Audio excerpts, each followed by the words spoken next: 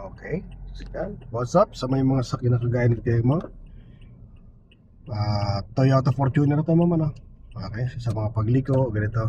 Slow down ka lang ma'am. Stop ka muna. Tingin ka muna sa kanan. Ay kaliwa, no? Pag wala, ito palagpasin mo lang konti side mirror nito. O, todo mo naman develop mo na.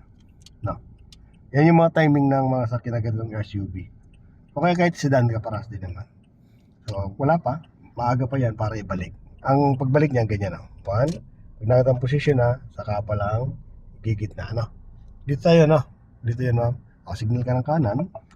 Lagpas mo lang konti itong side mirror dito. Then, todo mo naman nabela mo. Todo. Pag na-late ka, aabutan mo yun nandoon sa motor. No? Okay. Yan. Then, balik. One. Mamaya pa yung isa. Two. Pag dumiretso na, pag nakita pantay na, saka yung pangalawa, no? Yan. Ganito ang blue, saka yung orange, no?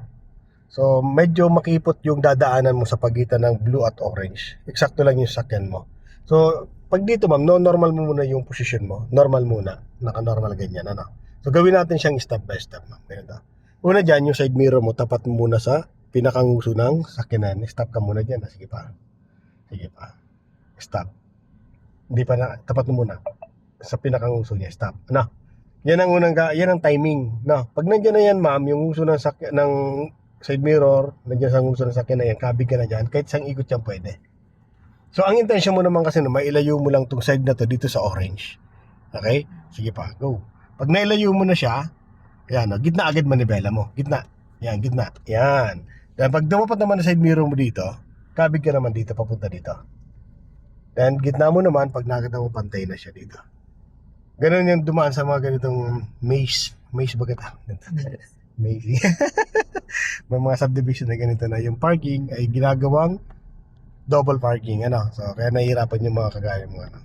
Yun lang naman technique dun, ma'am. Gamitin mo po yung side mirror, ano. Gamitin mo lang yan. Okay, nito, may nakatambay na naman na motor doon, no. Yan, oh. Di kasi yung isang sakin dyan. Ano. O, kaya no choice tayo dyan kundi businahan. Ito munang blue na to. So, i-survive natin to. So, lagpas mo yung side mirror mo dito sa blue na to. So, ang katapat itong poste, pag lumagpas itong ano mo sa poste, kabig ka na dito. Sige, may e-bike na. O, diretso ka. Go, diretso muna. Mamaya pa. Sa e-bike ka na magbabase. Sa puwitan niya. O, kabig ka na dito. Yan, para mailayo mo lang yan. Hindi pa, diretso. Pag nalayo mo na, gitna agad manibela mo. Yan. Then, kabig ka na dyan. Unti-unti. Sige, kabig ka pa. Kabig ka pa. Kasi papunta ka dito. Yan. Pag mga ganun nakapark, no choice tayo na kundi talagang umalis siya dyan. Kasi hindi siya pwedeng nakahara dyan. Di kakasya tayo dyan. Gitna naman ni Bella mo, ma'am. Gitna. Yan. Tinan mo kung sasabit ang side mirror mo sa kanya. Saan tayo? Kaliwa, kanan. Kaliwa. No. So, pag pakaliwa naman, hintay mo lang side mirror dyan. Tumapat sa kanto, ikot ka ng isa. Pero tingin ka muna sa kanan, mama, pag may mga sakyan din. Yan, ikot. Then dagdag ka lang, konti lang. Ano? Tingnan mo lang kung aabutan mo tong gray na to. Then, gitna manibela mo. Pantayin mo siya. Kabig ka dito. Kasi na late, no? Kanti pa dito, ma'am. Titingin ka rin sa unahan, dun sa pinakamalayo, kung yung uso ng sakyan mo nakapantay dun sa pinakagitna, no? Isa rin sa mga pattern na pwede mong guide. Okay? Saan tayo, ma'am? Kaliwa, kanan? Kaliwa po. Signal ka po ng kaliwa. Yan. Basta every time na kakaliwa tayo, una signal. Then, ganito, prepare ka kasi may mga sakyan din nagagaling sa kanan. Kaya may motor. Okay? Tingnan mo kung papunta rin siya doon sa dadaanan mo. Pupunta mo. Yan. Isa ikot. Okay. Then, dagdag kaunti lang. Then, balik. 1 and 2. Yan. Yung mga e-bike naman saka yung kotse. Slow down ka lang dito. Yung uso ng sakyan mo punta sa e-bike, kabig ka nito ng kaunting kanan. Kanan ka pa. Aabutan mo siya. Okay? Then dito naman sa kaliwa, sa kanan, ganun din. Gitna mo na, pag na-erase mo na.